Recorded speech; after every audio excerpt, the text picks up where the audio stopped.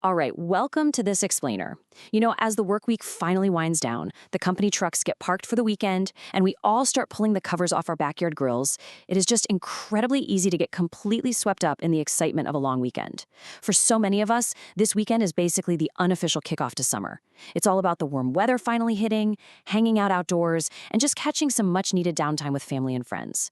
But before the smoke clears from the barbecue and that crazy fast-paced work week spins right back up again, we really need to hit pause. We need to step back for a minute and focus on the actual sacred purpose of this holiday. And that is exactly what we are going to unpack today. So we constantly run into this really stark contrast between how we generally treat this weekend and what it literally means. On one hand, you've got the unofficial start of summer, right? You've got the big seasonal retail sales, the home improvement blowouts, and yeah, the classic commercial mattress discounts. But then, on the exact opposite side of that coin is the sacred purpose.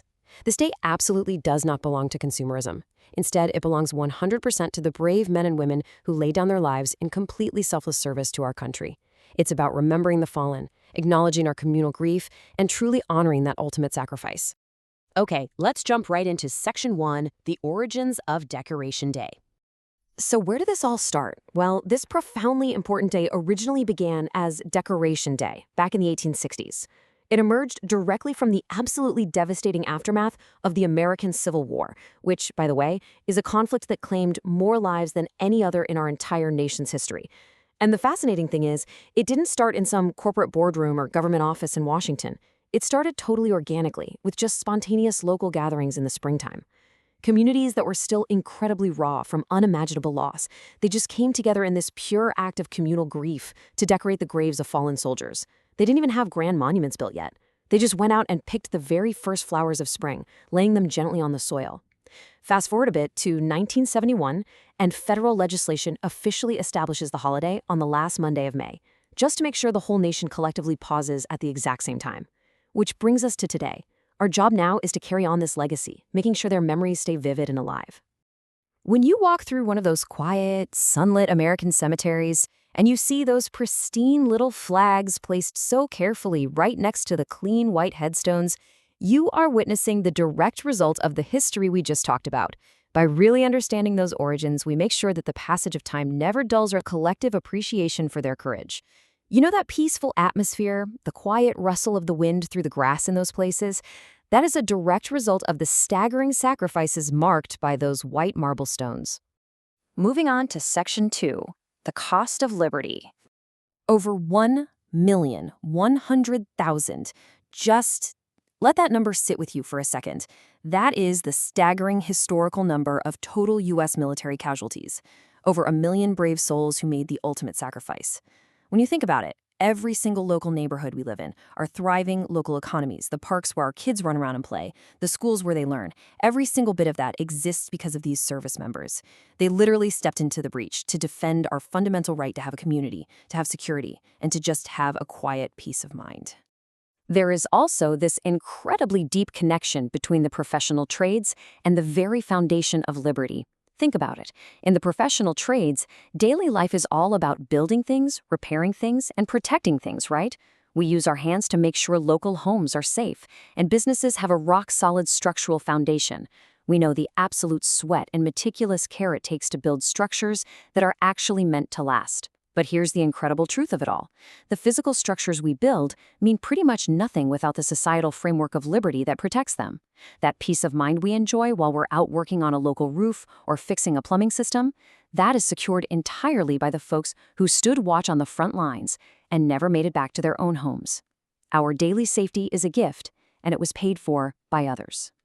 Which brings us to Section 3, Reverence over Revenue. I really absolutely love this quote from our source material. It says, "We invite our fellow local business owners to join us in prioritizing reverence over revenue." Look, there is for sure a time and a place for commercial growth and expanding your business. Nobody is denying that. But turning a day of national mourning into just a pure sales event, it kind of dilutes the entire meaning of the occasion.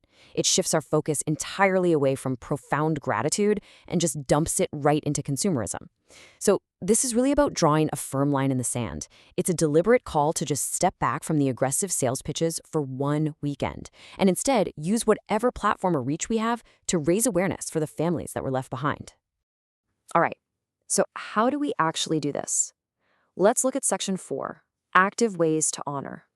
Active participation doesn't have to be loud. It can be quiet, reflective, and just deeply respectful, like literally just standing in your front yard for a moment to watch an American flag flying at half-staff.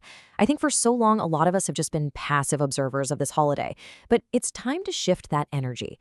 If you're kind of wondering how you and your family can actively honor Memorial Day instead of just letting another long weekend completely pass you by, the source material actually gives us some highly effective, totally actionable steps we can take. First up, observe the National Moment of Remembrance. At exactly 3 p.m. local time on Memorial Day, just pause whatever you are doing for 1 full minute of silent reflection. This one unified act brings millions of Americans together in simultaneous gratitude, no matter where they happen to be. Second, maybe consider taking a short drive with your kids over to a local memorial or a veteran's cemetery. Actually reading those engraved names out loud really helps personalize the sacrifice for the next generation. It makes it real, rather than just some abstract concept in a history textbook. Next, if you happen to have a flagpole at your house, make sure you're flying it correctly. That means half staff until noon to honor the fallen, and then you briskly raise it to full staff until sunset, which symbolizes the nation's ongoing resolve. And finally, find ways to support our Gold Star families. Those are the folks who have lost an immediate family member in active military service. We need to let them know that their loved ones' sacrifices are deeply, deeply remembered. Because at the end of the day, the ultimate goal here is community remembrance. To the Gold Star families living right in our own local neighborhoods, the ones who have lost a beloved husband, a wife, a son, a daughter, a brother, or a sister in uniform, we see you. We absolutely honor your immense sacrifice, and we remember. Memorial Day is all about actively ensuring that the names, the personal stories, and the totally irreplaceable legacies of our fallen heroes are never, ever lost to history. It's about a community deciding together that these individuals will simply not be forgotten. So, I want to leave you with this. How will your family choose to honor Memorial Day this year? Beyond the backyard barbecues and the massive commercial mattress sales, how are you going to ensure that the steep price paid for your peace of mind isn't just forgotten by Monday morning? Take this history we just talked about and use it to build a lasting wall of local remembrance right in your own community. Thank you so much for joining me on this explainer, and please have a safe and incredibly meaningful Memorial Day.